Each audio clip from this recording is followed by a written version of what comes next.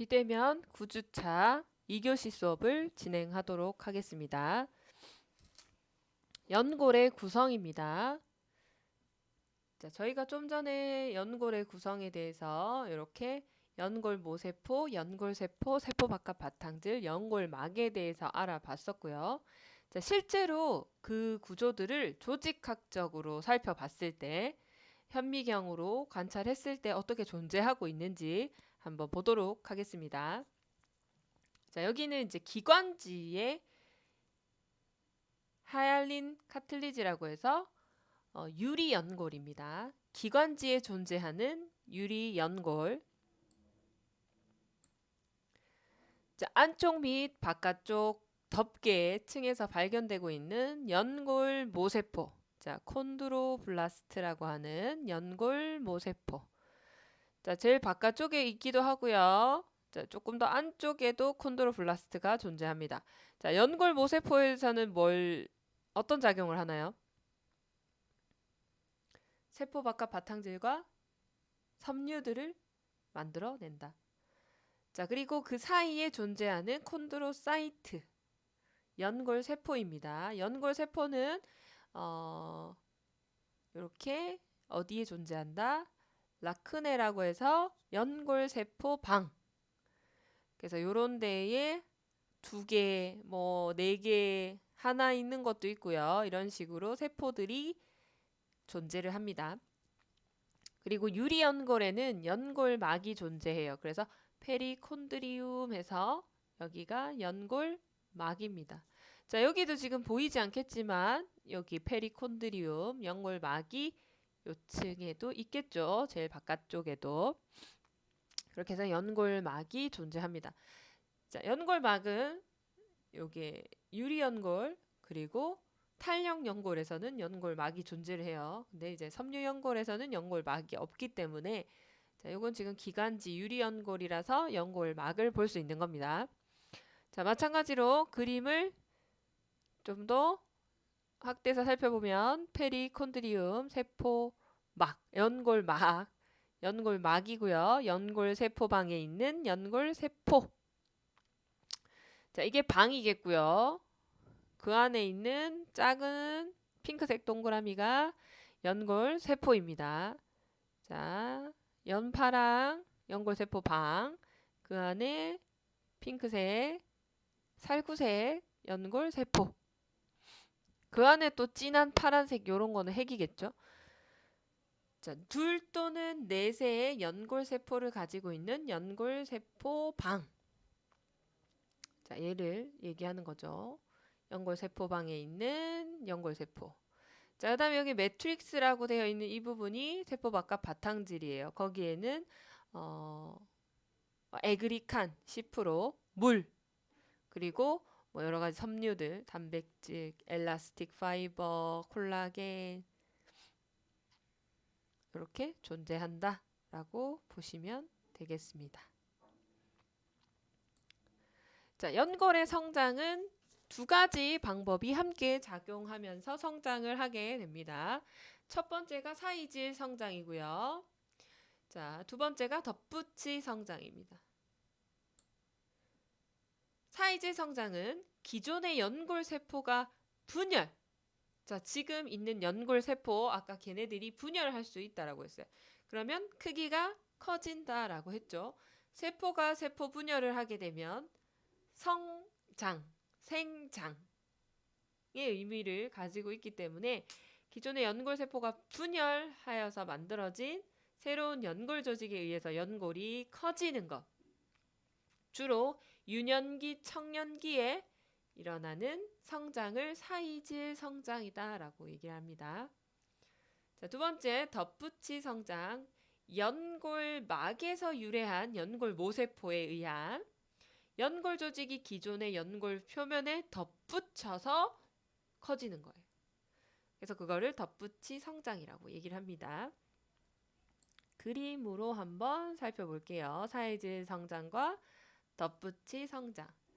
자, 먼저 여기 기존의 그냥 연골 세포예요. 얘가 세포 분열을 하게 돼요.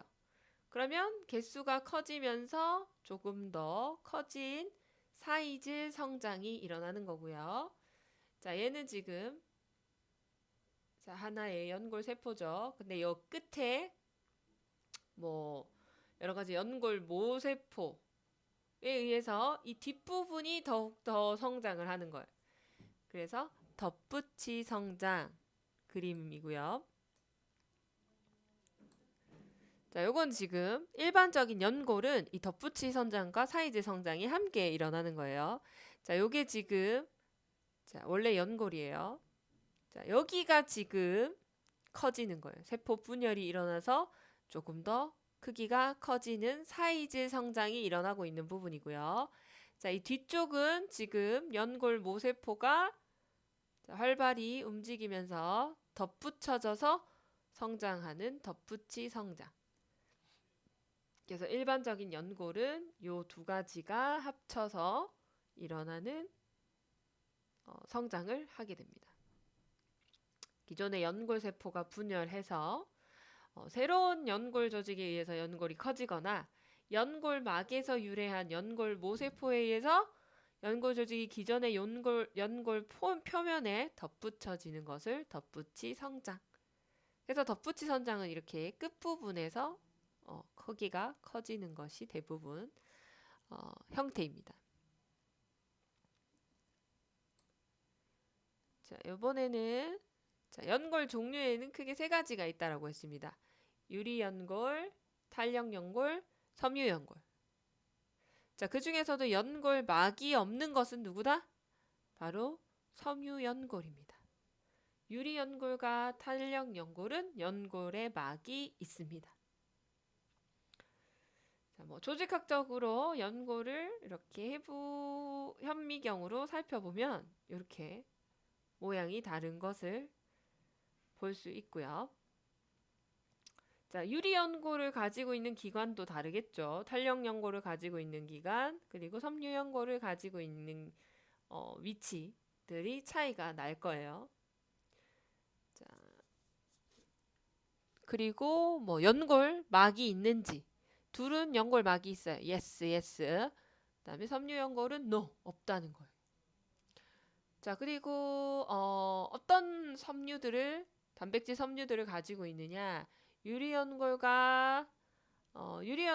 타입 2 콜라겐 파이버가 많고요. 탄력에는 타입 2 콜라겐 파이버와 엘라스틱 파이버. 그리고 섬유연골은 타입 2와 타입 1 콜라겐 파이버. 이 콜라겐 파이버도 타입에 따라서 어떤 특징을 가지고 있는지가 차이가 나요. 자, 여기 보시게 되는 것처럼 지금 이 유리연골, 탄력연골, 섬유연골 중에서 우리가 가장 질기고 단단한 조직이 섬유예요. 섬유연골에서는 이 콜라겐 중에서 타입 1을 가지고 있어요. 이 타입 1이 가장 질긴 콜라겐 파이버이기 때문에 구성 요소들도 여기서 이렇게 차이가 나는 겁니다. 자, 성장은 우리가 사이즈 성장과 덧붙이 성장 같이 일어난다라고 했습니다.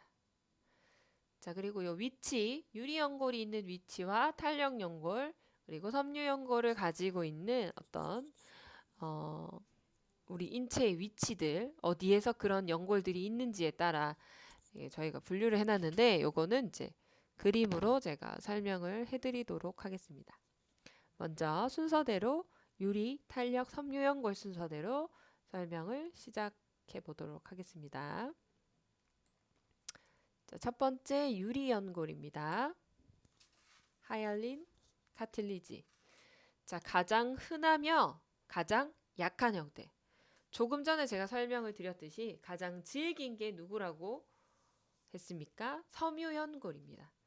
그래서 유리연골이 가장 약하고요. 외관이 투명해서 우리가 유리연골이라고 네이밍을 하는 겁니다. 명명. 자, 기능은요. 압력에 저항하고 충격을 흡수하고요. 호흡기계, 기관지 이런 부분들을 구성을 해줍니다. 그 다음에 뼈의 형성과 성장, 뼈의 그 성장에도 관여를 한다라고 연골이 기능에서 제가 설명드렸는데 이렇게 이 유리연골이 그런 역할들을 많이 하게 됩니다. 그리고 뼈끝 성장판, 그리고 갈비 연골, 윤활 관절, 시노비알 조인트, 그리고 코, 나잘 캐비티와 후두, 그리고 기관. 기관은 제가 좀 전에 기관지 할 때 유리 연골 보셨죠? 그래서 요런 데에 어떤 연골이 가장 많다? 유리 연골이 대부분을 차지하고 있습니다. 자, 여러분들이 꼭 알아야 할 것은 이제 뼈끝 성장판, 에피피지얼 플레이트와 코스탈 카틀리지, 그리고 시노비알 조인트, 그리고 라링스, 후두, 이렇게 그 다음에 트라키아, 기관. 그림으로 보시게 되면 자, 이게 지금 시노비알 조인트예요. 윤활 관절. 자, 거기에 있는 요런 연골들.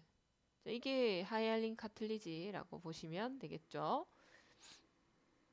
자, 그 다음에 갈비 연골은 지금 여기 하늘색 부분 보이죠? 우리 갈비 뼈와 이 스터넘과 결합하고 있는 이 부분에 연골이 있어요. 자, 여기가 지금 다 갈비 연골입니다. 여기를 구성하고 있고요. 뼈 끝 성장판 요런 데도 있고, 그 다음에 후두. 자, 후두에 보면은 여기 반지 연골이라고 한 부분, 자, 요 부분, 요 부분이 유리 연골로 되어 있습니다. 그리고 그 아래쪽에 이제 기관, 트라키아 쪽으로 내려가면서 기관지 뭐 이렇게 내려가는데 거기도 마찬가지로 유리 연골로 구성이 되어 있습니다. 자, 같은 후두인데 이 후두 덮개 부분 여기는 또 엘라스틱 카틀리지 탄력 연골로 되어 있어요. 그래서 같은 후두지만 차이 난다라는 거. 여기 후두 덮개.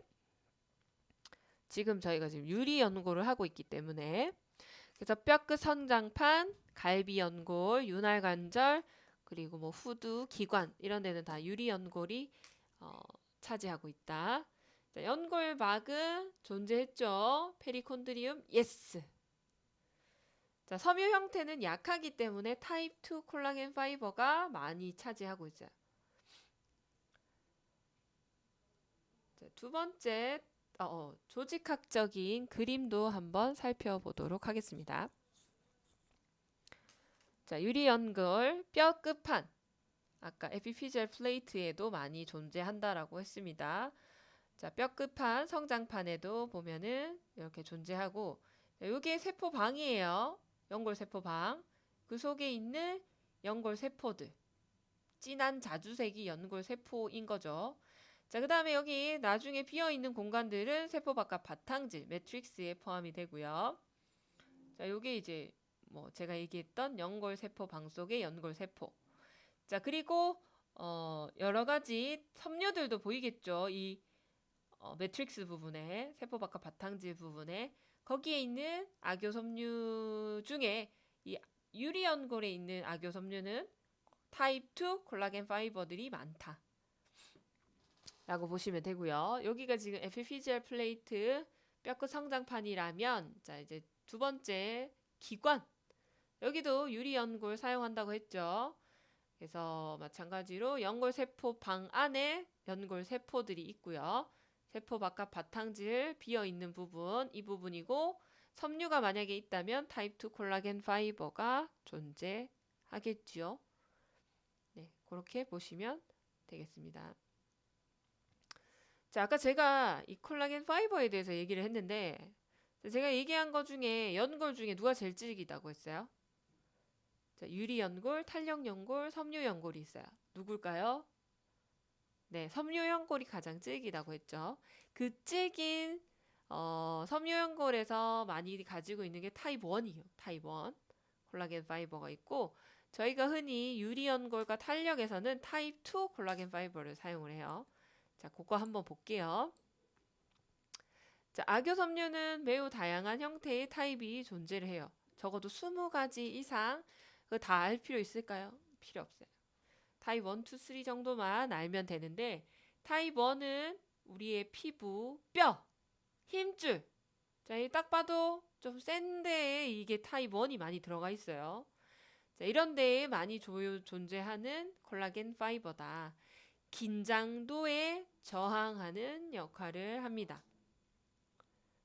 자, 그래서 우리가 지금 섬유 연골에서는 타입 1과 타입 2가 함께 사용이 되고 있고요. 타입 2는 대개 연골. 자, 그 다음에 안구의 유리체액이라고 하면 안구가 이렇게 우리가 지금 렌즈가 이렇게 있어요. 그리고 눈이 이렇게 뒷부분 공간에도 있는데 그 뒷부분에 이 공간이 유리체액으로 되어 있거든요. 그 부분을 많이 존재하는 것이 타입 2 콜라겐 파이버예요. 얘는 조금 더 약하기 때문에 압력의 저항. 타입 3, 뭐 피부, 근육, 혈관, 간, 구조적 틀 및 안정성을 제공. 타입 3는 근데 저희가 지금 딱히 쓰이는 데가 여기서는 볼 수 없기 때문에 그래서 뭐 근육, 혈관 이런 데에 제공한다. 지금 저희가 알아야 될 것은 타입 2와 타입 1 정도만 알면 되겠어요. 그래서 1은 이 섬유 연골에 많이 존재를 하고요. 타입 2는 유리 연골, 탄력 연골 이런 데에 많이 존재한다. 연골에는 모두 다 존재하겠죠. 자, 두 번째는 탄력 연골입니다. 엘라스틱 카틸리지고요. 기능은 플렉시블을 지지해주는 연골. 플렉시블이 유연성이에요. 유연성. 자, 이런 것들을 지지해주는 연골이기 때문에 당연히 엘라스틱 파이버도 많이 가지고 있고요. 타입 2 콜라겐 파이버. 왜냐? 연골이기 때문에 타입 2 콜라겐 파이버는 당연히 가지고 있고요. 자, 그다음에 여기는 지금 탄력성, 유연성을 지지해주는 연골이기 때문에 엘라스틱 파이버도 가지고 있어요. 자, 이런 탄력 연골은 어디에 많으냐? 자, 바깥귀, 웨이도 이쪽에 웨이와 웨이도 바깥쪽 귀와 이쪽 웨이도 바깥 귀 길 이 부분에도 있고요. 그 다음에 중이 미들 이어 중이관 이쪽에도 존재를 합니다. 자, 그리고 아까 제가 좀 전에 설명해 드렸듯이 어디에 있었어요? 여기 후두의 후두 덮개 부분도 뭐다? 탄력 연골로 이루어져 있어요. 이 후두 덮개. 그래서 다시 볼게요. 바깥귀 웨이, 바깥귀와 바깥귀 길 웨이도, 그리고 후두 중에서도 후두 덮개는 엘라스틱 카틀리지다. 그 다음에 중이관 이런 부분들을 탄력 연골이 존재하고 있는 부분입니다. 자, 페리콘드리움 연골막이 존재합니다. 그리고 섬유 형태는 타입 2 콜라겐 파이버와 엘라스틱 파이버가 존재한다라고 보시면 되겠습니다. 자, 마찬가지로 조직학적인 그림들로 살펴볼게요. 자, 여기는 지금 후두 덮개예요. 후두 덮개는 탄력 연골로 이루어져 있다라고 했죠.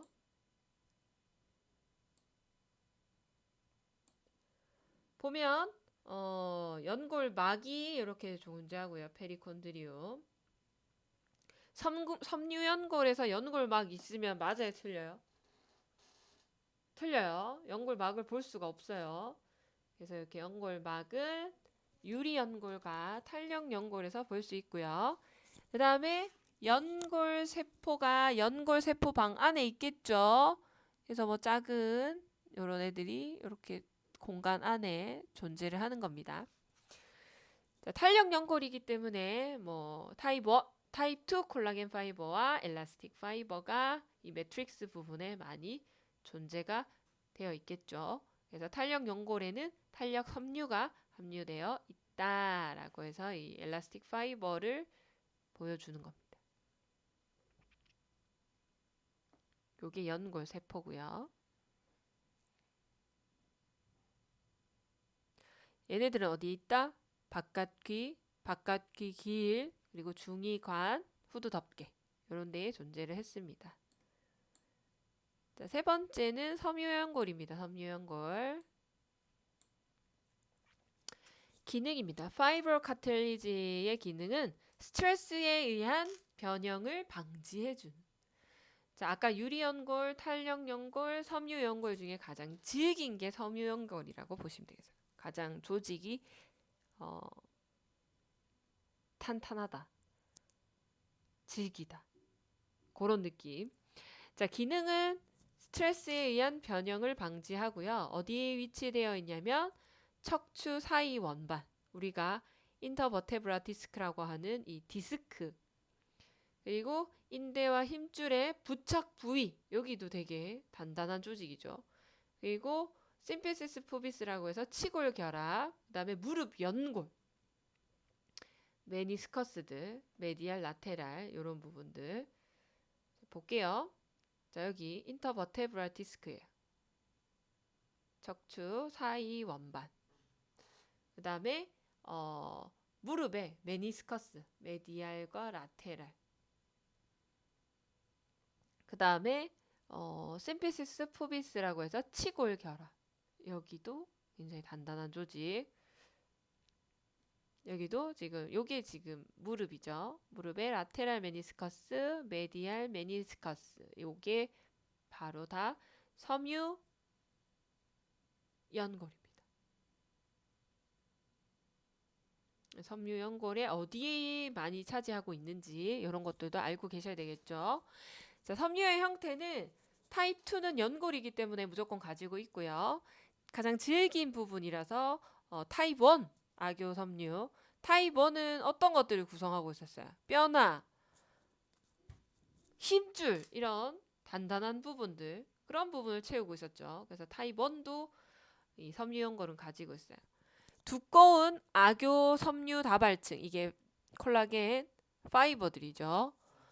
타입 1 평행하게 배열되어 있어 힘이나 스트레스가 가해지는 방향으로 배열돼서 예를 들어 디스크 가장 강한 형태의 연골이다 라고 보시면 되겠어요. 자, 여기에는 연골막이 없어요. 페리콘드리움 없고요. 유리연골이나 힘줄, 인대 등 사이에 끼어서 존재를 하게 됩니다. 힘줄이나 인대 등에 끼어서 같이 연골이 존재를 하고 있다라고 보시면 되겠습니다. 자, 섬유연골도 우리가 해부학적인 조직학적인 그림을 보도록 하겠습니다. 이게 인터버테브라 디스크. 자, 연골세포방 속에 연골세포. 너무 또렷하게 잘 보이고 있어요. 자, 그 다음에 여기에서의 콜라겐 파이버는 타입 1과 타입 2가 있겠죠. 자, 연골세포 속에 연골막은 없어요. 섬유연골에 연골막이 존재하지 않고요. 섬유연골에는 타입 1, 타입 2 콜라겐 파이버가 매우 풍부해서 유리연골에 비해 연골세포를 둘러싸는 바탕질은 적다. 그래서 섬유가 아주 많다라는 얘기예요. 빈 공간보다 섬유들이 많은 비중을 차지하고 있다라는 겁니다. 자, 그 다음에 우리가 아는 그 퇴행성 관절염은요. 오스테오아스라이시스라고 얘기를 하고 이 연골이 일단 자 그림을 한번 볼게요. 1번 지금 본이죠. 뼈. 자, 2번은 지금 카틸리지예요.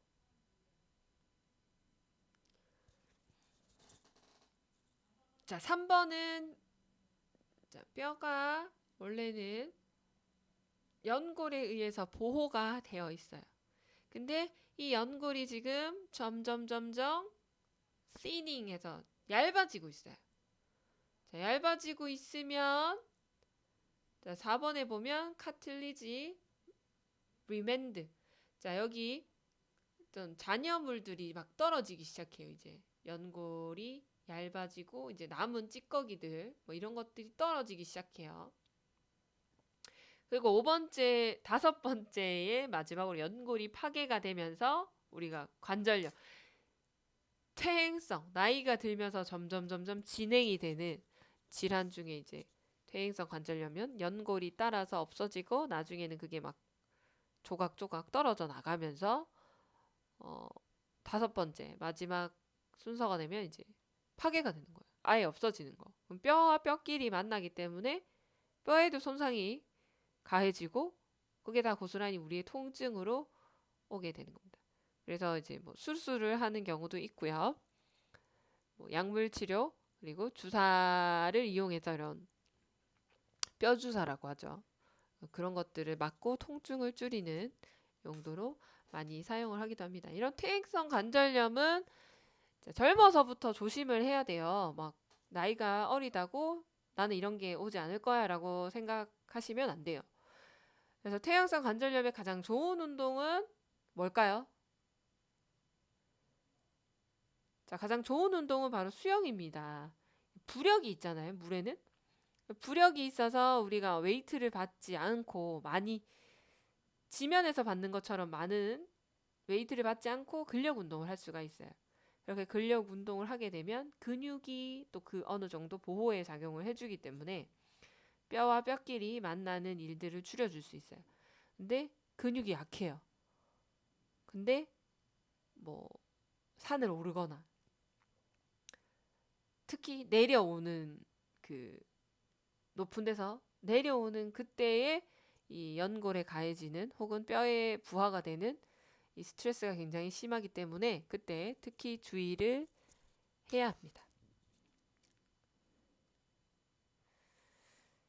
자, 무릎에 이렇게 통증이 너무 심할 경우에는 토탈리 리프레스먼트라고 해서 무릎 전치현 추수를 시행을 할 수도 있습니다. 그래서 요거 그림에서 보는 것 같이 특수한 합금을 이용해서 수술을 하는 거예요. 뭐 폴리에틸렌 뭐 혹은 특수 합금 이런 것들을 사용해서 수술을 진행을 하기도 하고요. 자, 그다음에 이제 뭐 그런 메니스커스가 어, 일부를 뭐 이렇게 잘라내거나 찢어진 경우에는 이렇게 관절경 수술을 합니다. 관절경이 뭐냐면 우리가 위나 대장이나 이런 부분들 내시경 하죠. 자, 무릎에도 그런 내시경을 할 수 있어요. 우리가 이렇게 모니터 화면으로 내 무릎 안쪽을 컴퓨터 화면처럼 이렇게 볼 수가 있어요. 그렇게 집어넣어서 수술을 하는 거예요. 그래서 뭐 파열된 일부를 잘라내거나 찢어진 부분을 봉합을 해서 관절경 수술을 시행을 하는 모습을 이렇게 그림으로 나타낸 겁니다.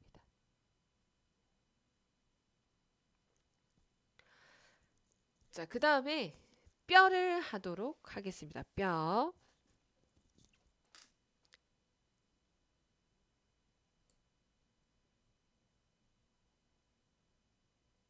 자, 뼈 조직의 먼저 기능입니다. 자, 서포트. 자, 몸의 구조적인 뼈대를 제공해 주는 게 바로 이 뼈고요. 그다음에 보호, 프로텍션의 기능도 하죠. 뼈 안에 존재하는 각종 장기를 보호하기도 하고요. 그다음에 운동 보조, 어시스팅 무브먼트라고 해서 근육의 부착 지점을 제공해 주고요. 자, 그 뼈에 근육이 부착하니까 뼈와 뼈 사이의 관절은 운동을 일어날 수 있게 하죠. 자, 네 번째 무기질 항상성, 미네랄 호메오스타시스. 평소 칼슘과 인을 저장을 하고 있어요, 뼈에. 그래서 뭐 부족할 때에는 또 내보냈다가 과하면 재흡수. 이런 식으로 항상성을 조절하는 기능을 갖고 있고요. 다섯 번째, 우리가 블러드셀 이런 여러 가지 골수는 어디서 생성이 돼요? 그 뼈에서 생성이 되죠. 그래서 이 뼈 속에 보면 노란색 골수가 있고요. 그 골수에서 조혈모세포, 그다음에 조혈모세포는 림프구계, 그다음에 골수계, 전구세포. 그래서 거기서 또 다시 적혈구, 혈소판, 백혈구, 림프구 이런 것들이 생산이 되겠죠.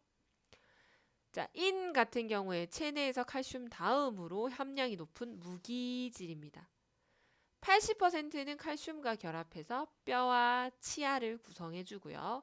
20%는 혈액 내에서 산과 염기의 평형을 유지해 주기 때문에 우리 몸에 꼭 필요한 물질이에요.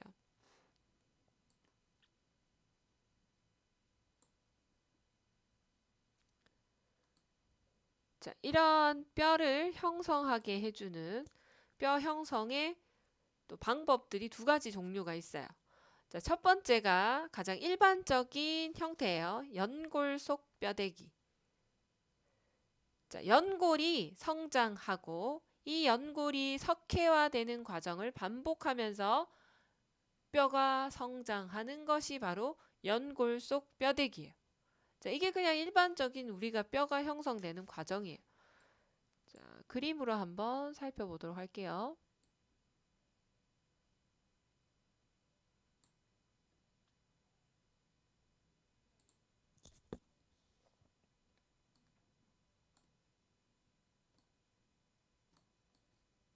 자, 여기 보시게 되면 자, 연골 예비층이 있고요. 연골 예비층, 그 다음에 증식층, 그 다음에 비대층. 자, 연골이 점점 증식하고 비대하고 변성해서 결과적으로 뼈를 형성하게 해서 새로 형성된 뼈. 그래서 이게 바로 그냥 연골 속 뼈대기 과정을 보여주는 거예요. 자, 그 다음에 지금 요 그림은 두 가지를 동시에 나타낸 부분인데, 자, 비교해주기 위해서 이렇게 연골이 증식하고 비대해지고 변성해서 결과적으로 연골성 뼈대기가 되거나, 혹은 여기가 지금 뼈막이에요. 뼈막. 자, 뼈막 부분에서 자, 여기에 뼈 모세포가 있겠죠. 거기에서 형성되는 부분, 뼈 발생세포에서부터 뼈가 만들어지는 막내 뼈대기. 요 두 가지가 뼈의 성장 방법이에요. 뼈가 형성되는 방법. 그래서 이 뼈막 부위에서 막내 뼈대기가 일어나는데, 이 막내 뼈대기가 일어나는 뼈는 두 가지밖에 없어요. 클레비클과 맨디블. 그 두 가지 외에는 나머지는 다 이 연골 속 뼈대기가 대표적인 어떤 뼈 성장의 과정이라고 보시면 돼요. 자, 막내 뼈대기는 연골 단계를 거치지 않고 뼈 막 부위에서 뼈가 바로 생성이 돼요. 자, 드문 형태이고요. 주로 맨디블이나 클레비클 여기에서만 일어나는 형태예요. 자, 여기 보면 이게 지금 뼈의 거의 끝부분이죠. 여기에 뼈 발생세포 있죠. 자, 여기서 뼈가 발생이 되는 거예요. 그래서 연골 단계를 거치지 않고 뼈막 부위에서 바로 뼈가 형성되는 아주 드문 형태. 클레비클과 맨디블이 그 대표적인 예이다. 뼈 발생세포, 뼈 모세포, 석회화된 뼈 바탕질, 그리고 뼈세포, 뼈세포 돌기, 이런 것들이 구조물로 보이고 있어요. 자, 뼈의 형성 한번 보도록 할게요. 자, 유리연골, 주로 뼈끝 성장판에 구성하는 것이 이 하이알린 카틀리지죠. 하늘색 부분, 이 부분이에요. 자, 연골세포가 우리가 흔히 알고 있는 그 연골 속 뼈대기 과정을 거치는 거죠. 연골세포가 증식하고요. 성장합니다. 자, 그 다음에 석회화가 진행이 돼요. 석회화가 진행이 되면 이렇게 짙은 파란색을 띠고요. 자, 연골이 뼈가 되기 위해서 연골세포가 사멸되고 점점 누가 형성된다? 석회화가 돼요. 자, 그런 다음에 여기도 지금 짙은 파란색 석회화가 진행되고 있어요. 그런 다음에 이제 핑크색의 어떤 뼈 조직이 형성이 되는 겁니다. 그리고 혈관들이 침투해요. 연골에는 혈관이 있다 없다? 없어요. 근데 뼈에는 혈관이 존재합니다. 침투해서 뼈 바탕질을 분비해줘요. 점점 범위가 커지죠. 혈관들도 더 많이 침투해서 그 과정에서도 석회화는 계속 진행이 돼요. 그렇게 해서 우리가 아는 이런 뼈가 생성이 됩니다. 이거 연골 속 뼈대기의 대표적인 과정이라고 보시면 되겠어요.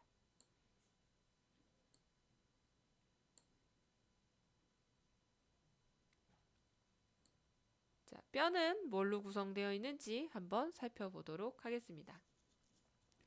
자, 뼈는요, 뼈 발생세포, 오스테오프로제니터셀이라고 뼈의 줄기세포, 뼈 모세포의 기원이 되는 아이가 이 뼈 발생세포고요. 그 다음에 뼈 모세포는 오스테오블라스트라고 해서 뼈 표면을 들여싸고 있고, 마찬가지로 이런 모든 모세포들은 섬유질, 섬유 단백질, 단백질 섬유들을 분비하고 또 바탕질, 세포 바깥 바탕질을 분비해내고요. 여기는 뼈기 때문에 이게 나중에 석회화가 되면 이제 단단한 뼈가 되겠죠. 자, 그 다음에 뼈세포, 오스테오사이트, 뼈 조직을 유지하고, 여기도 이제 뼈방이 있어요. 연골도 연골세포방이 있고, 뼈에도 뼈방이 있어요. 요 안에 이제 존재를 하겠죠. 각각의 뼈방은 뼈세관으로 연결되어서 이 영양분 및 노폐물을 이동할 수가 있어요. 오스테오프로제니터 셀은 오스테오블라스트를 만들어내고, 얘는 또 오스테오사이트를 만들어내죠. 이런 식으로 순서가 진행이 되겠죠.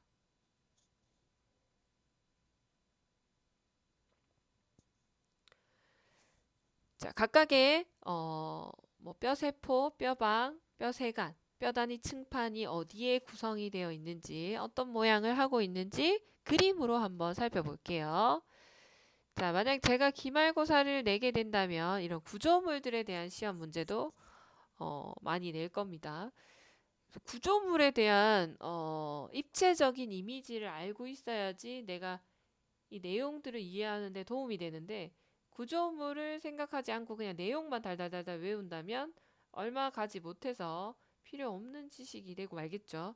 그래서 이런 그림에 대한 부분, 제가 빨간색으로 지금 여기에 네모 동그라미를 쳐놨는데, 네모 동그라미가 어딨나요? 맞죠? 네모를 표시해 놨는데, 그래서 이런 부분들은 여러분들이 눈여겨서 살펴보시면 좋을 것 같습니다. 자, 먼저 볼게요. 자, 뼈고요. 피머예요, 피머. 우리 다리에 있는 피머. 자, 라크네라고 하는 것이 뼈방이고요. 그 안에 있는 오세오사이트, 뼈 세포죠, 뼈 세포. 이런 것들이 존재한다. 자, 여기 보면은 지금 널브, 정맥, 동맥 이렇게 존재를 합니다. 혈관들이 존재를 하고요. 그 다음에 라멜레라고 해서 뼈단위 층판, 여기 보시면 한 층, 두 층, 세 층 이렇게 층으로 구분할 수 있는 요런 부분들, 이분들이 아니라 이 부분들을 뼈단위 층판이라고 얘기합니다. 뼈단위 층판. 자, 그 다음에 요 부분은 지금 센트럴 캐널이에요. 중심관 혹은 하버시안 캐널 같은 말이에요. 자, 그 다음에 자, 요런 방처럼 생긴 공간, 이 부분을 라크네라고 해서 뼈방이라고 할 수 있겠죠. 자, 뼈방 안에는 뭐가 있어요? 당연히 뼈세포가 존재하겠죠. 뼈세포, 오스테오사이트. 자, 그 다음에 뼈세포들을 지나서 이렇게 막 가지를 내서 영양분과 노폐물들이 이동하는 뼈세관들이 존재합니다. 그거를 이제 지금 뼈세관들을 이렇게 표시를 해놨어요. 그래서 얘가 뼈세관, 뼈방 안에 있는 뼈세포, 이런 공간들이 뼈방이고요. 그 다음에 이거는 뼈단위 층판, 얘는 중심관, 중심관에는 뭐가 있다? 동맥, 정맥, 신경. 그 다음에 다른 말로 하버시안 캐널, 이렇게도 하버시안 관, 하버스 관, 이렇게도 얘기를 합니다.